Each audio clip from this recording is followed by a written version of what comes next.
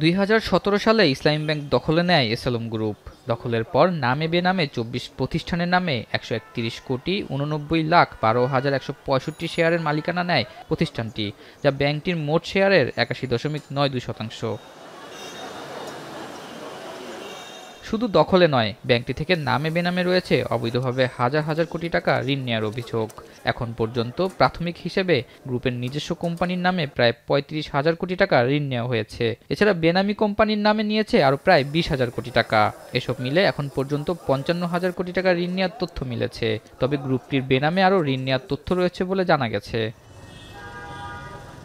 এসআলমের এমন আধিপত্যে একসময়ের শক্তিশালী ব্যাংক হয়েছে অতিরুগ্ন। কেন্দ্রীয় ব্যাংকের বিশেষ সুবিধার মাধ্যমে কার্যক্রম পরিচালনা করে আসছিল ব্যাংকটি। পরে গত 5 আগস্ট শেখ হাসিনার সরকারের পতনের পর একে একে সব সুবিধা হারাতে শুরু করে এসআলম গ্রুপ। আর সেই ধারাবাহিকতায় বৃহস্পতিবার পুরানো পর্ষদ ভেঙে নতুন 5 পরিচালক নিয়োগ দিয়েছে কেন্দ্রীয় ব্যাংক। নিয়োগ পাওয়া নতুন পরিচালকরা হলেন রূপালী ব্যাংকের সাবেক ব্যবস্থাপনা পরিচালক মোহাম্মদ ওবায়দুল্লাহ আল মাসুদ, বাংলাদেশ ব্যাংকের সাবেক নির্বাহী পরিচালক খুরশিদ ওয়াহাব, আল আরাফা ইসলামী ব্যাংকের সাবেক উপব্যবস্থাপনা পরিচালক আব্দুল জলিল, ঢাকা বিশ্ববিদ্যালয়ের ব্যাংকিং বিভাগের অধ্যাপক এম মাসুদ রহমান এবং সনদপ্রাপ্ত হিসাববিদ আব্দুস সালাম। এর মাধ্যমে এসআলমের সব শেয়ার নিয়ে সঠিক ব্যক্তিদের হাতে তুলে দেওয়া হবে বলে জানান গভর্নর। সেই সাথে যে ঋণ এসআলম নিয়েছে সেগুলো প্রতিষ্ঠানটির সম্পদ ও শেয়ার বিক্রির মাধ্যমে যতটুকু পাওয়া যায় তা সংগ্রহ করা হবে বলে জানান তিনি। গভর্নর জানান, আগের মালিকানায় থাকা ব্যক্তিরা সর্বনিম্ন শেয়ার ধারণ করলে তাদেরকে আবার পরিচালক করা হবে। এটা একটা জেনুইন গ্রিভেন্স, সেটা আমরা তাদেরকে চেষ্টা করবো, যদি তাদের মালিকানা থাকে আমরা তাদের হাতে ফিরিয়ে দেবো। যদি মালিকানা ভবিষ্যতে ওনারা শেয়ার কিনে আসতে পারেন আমরা ওনাদের হাতে দিয়ে দেবো। যখন আমরা আমাদের শেয়ার বিক্রি করব, সরকারের ওই এসআলম গ্রুপের শেয়ার তো সরকারের কাছে আসবে আলটিমেটলি, কারণ ওটা দিয়ে তো আমরা কম্পেনসেট করবো, তাই না?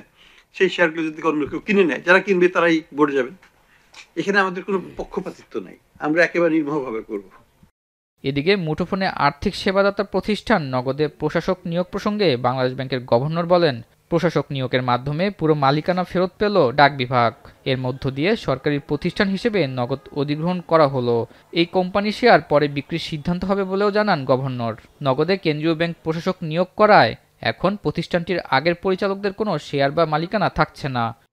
আমরা কিন্তু নগদকে ধ্বংস করতে চাই না, আমরা চাই নগদ আরো শক্তিশালী একটা প্রতিষ্ঠান হোক। নগদ যেন একটা বিকাশের মতোই একটা স্বচ্ছ, কমপ্লায়েন্ট, ইন্টারন্যাশনালি রিকগনাইজড একটা আইকনিক প্রতিষ্ঠান হোক। এদিকে বৃহস্পতিবার সকালে নগদ কার্যালয়ে কেন্দ্রীয় ব্যাংকের নিযুক্ত প্রশাসক বদিউজ্জামান দিদার জানান, এতদিন শুধু অনুমোদনের মাধ্যমে কার্যক্রম পরিচালনা করে আসছিল নগদ, তবে আগামী 1 বছরের মধ্যে পূর্ণ সনদ অর্জনের অবস্থায় নেওয়া হবে। তারা একটু সময় নিচ্ছে, কিছু ডকুমেন্টেশন দরকার আছে, তাদের বিনিয়োগকারীদের কাছে বিষয় আছে, কিছু ডাকের সাথে নগদের অ্যারেঞ্জমেন্টের কিছু বিষয় আছে, এগুলি কমপ্লিট হলে লাইসেন্সটা দেওয়া হবে।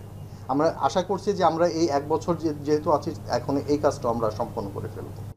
এখন নগদের প্রশাসক সহ বাকি কর্মকর্তারা প্রতিষ্ঠানটির সব কার্যক্রম খতিয়ে দেখবেন। পরবর্তীতে প্রয়োজন হলে প্রতিষ্ঠানটির একটি সার্বিক নিরীক্ষার ব্যবস্থা করা হবে বলেও জানান কোম্পানিটির প্রশাসক।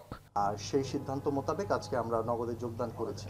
আতাউর নিয়ন, এখন, ঢাকা।